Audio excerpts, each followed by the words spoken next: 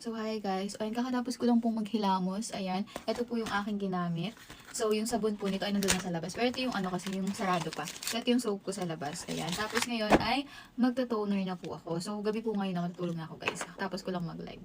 So, ayan, magta-toner na po tayo. Tap, tap, tap lang. Tapos, ayan, patuin lang natin ng konti.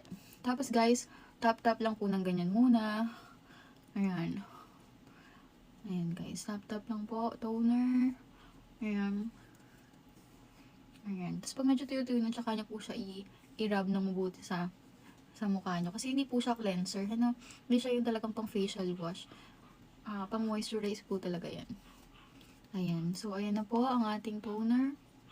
So, pwede rin kayo mag-ano dito sa anyo para pantay sa leeg.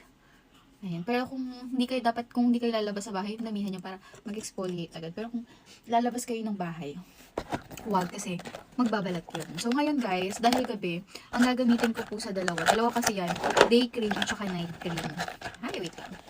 So, ito guys, yung aking day cream. Ayan, mas madali ito maubos kasi talaga siyang ginagamit kasi lumalabas ako. So, ngayon guys, ay magna-night cream na tayo. So, ayan. Ito yung A-Skin natin. So, for exfoliate. Yellow po talaga yung kanyang color ha. Ayan. Ayan. Konti-konti lang talaga guys, as in. Kasi, nakapag-exfoliate talaga siya. Ganyan lang ako maglagay guys. Ayan, ganyan yan sa mukha nyo. Ayan.